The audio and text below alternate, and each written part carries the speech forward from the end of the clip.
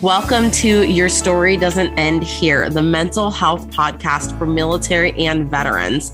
I'm your host, Rachel, and my mission with this podcast is to be a voice for those who don't have a voice, bring awareness to mental health issues, and provide value and solutions to help make life more abundant.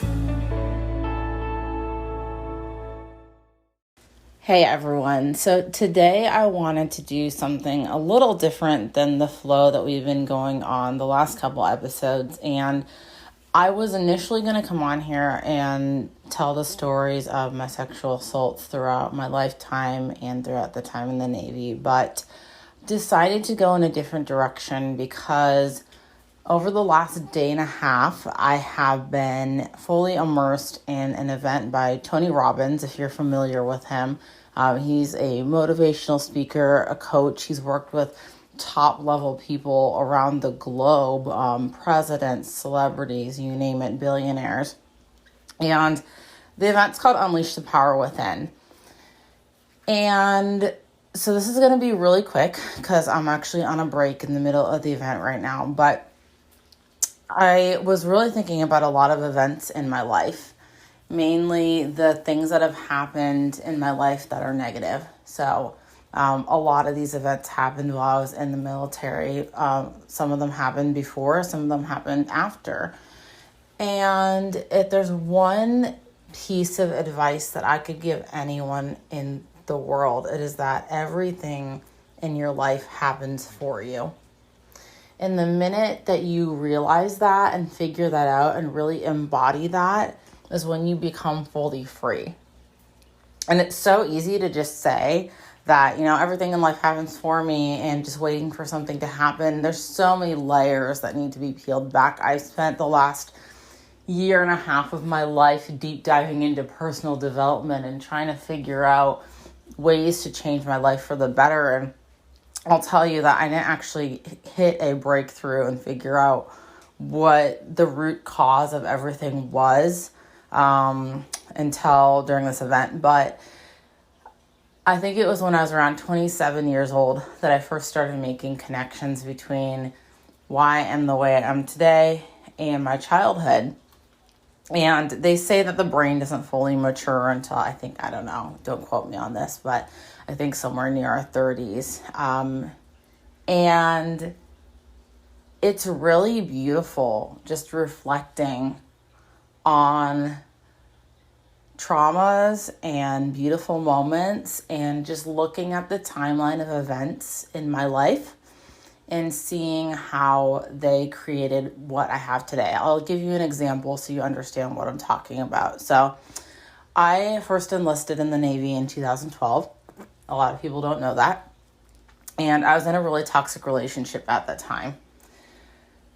I actually didn't end up going to boot camp, and I discharged out of the delayed entry program, and I was told I could never join the Navy again. Well, fast forward to 2014, I had just gotten out of that toxic relationship, and I was contacted by my recruiter and told, hey, there's an opportunity to join the Navy again, but you have to let me know within the next couple of days because it's one of those use or lose and back to, can never join again if you don't take advantage of this. And so I decided to go.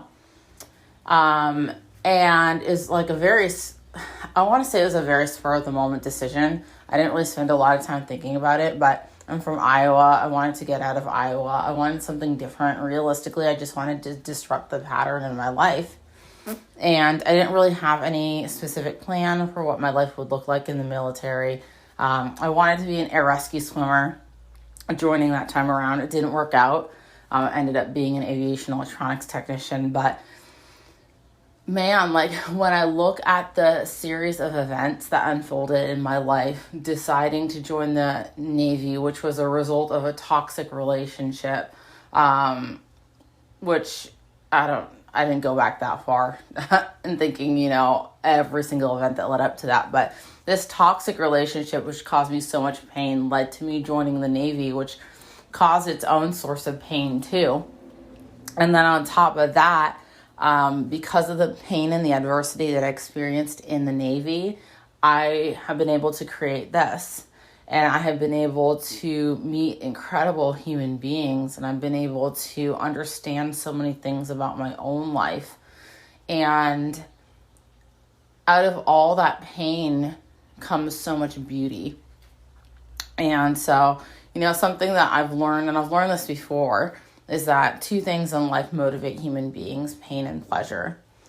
And I will tell you from personal experience that pain is probably my biggest motivator, but it has to be like a lot, a lot of pain. I have a very high pain tolerance. And usually I equate that pain tolerance to a physical pain, but I didn't realize how high of an emotional pain tolerance I have. And having a very high emotional pain tolerance can be very damaging, because what I found myself doing is that I would bury all of my emotional pain. And I listened to a podcast episode the other day on Dream Out Loud by Morgan T. Nelson. If you haven't checked out that podcast, it's phenomenal. And he was interviewing a man named Kerwin Ray, who talks about how dealing with traumas emotionally, our brain will oftentimes just store it for later in life when we're able to emotionally handle dealing with it. So say that you deal with a trauma when you're very young, 8 years old, 5 years old, and your brain doesn't have the capacity at that time to deal with that trauma. Your brain will store it for later, for when you do have the capacity to deal with it. So eventually you have to deal with it, because it's always going to be there. And it can be extremely painful when it gets brought up. Our brains are designed to keep us safe always. It's biologically wired into us. It served us back in the day when we were, using that safety to protect us from wild animals, whatever have you. But we've evolved into this state of mind as a culture where you see a lot of mental illness, especially around the US. And a lot of that is just our brain trying to do what it's biologically wired to do, which is to keep us safe. And that's great and all. We want to stay safe, but it can also be emotionally damaging, because when we're burying these traumas and we're not dealing with these traumas, and, we are emotionally keeping these high pain tolerances, we're just storing them away for later. And they affect us in every area of our life. Some of us see physical manifestations of these things affecting us with illness, disease, hair loss, something. Other people see really very large amounts of emotional manifestations, which can be in the form of a mental illness. And so for me, I found that I see these manifestations physically and emotionally and mentally, but they're things that need to be dealt with. And the way that I deal with them is by learning more about myself every single day. No one teaches us how to be human beings. We're born onto this planet, and our parents do the best they can. But realistically, at the end of the day, oftentimes traumas are just being passed from generation to generation to generation. And our parents truly, from the best intentions, most of the time, feel like they're doing the best that they can. And most of the time, they are doing the best that they can. But we don't know what we don't know. So, I just wanted to pass on some value. It's been a minute since I've done a just pure value episode. And I'm really learning a lot through this event. If you have not done a Tony Robbins Unleash the Power Within event, or any Tony Robbins event, I highly encourage you to check it out. It's phenomenal. It's life-changing. But if you're not ready for that level of commitment to personal development, just check out some personal development podcasts. Pick up a book. Try something new. Impact Theory by Tom Bilyeu, another one that I absolutely love. I talk about it all the time. I haven't listened to it in a while, but I absolutely love everything personal development. And I promise you that if you start learning more about yourself, if you start learning more about human beings, how we function, how we work, start learning more about emotional states and just the condition of being a human being, your life will change dramatically for the better. And it might take you a while to figure out what exactly you need to change.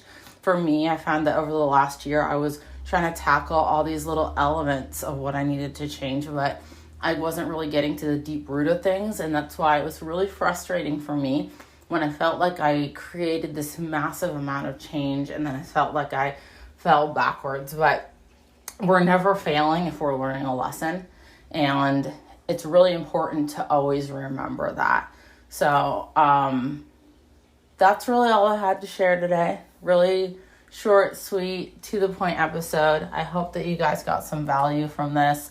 I hope that if you're not currently doing something for you, because you are the most important investment that you can make. There's only one you, and you are so, so incredibly important, and you matter so much. And I hope that you take this and you run with it and you find something that sets your soul on fire, whatever that may be. And I hope you guys all have a phenomenal week. And thank you so much for tuning in. I appreciate you all so very much. Thank you so much for taking the time to listen in today. Each week, I'll be bringing you value in the mental health space and its direct impact on service members and veterans. If you feel you personally got value today from this episode, it would mean the world to me if you would leave a 5-star rating and review and share this to your audience. Until next time, remember, your story matters, your mental health matters, and your story doesn't end here.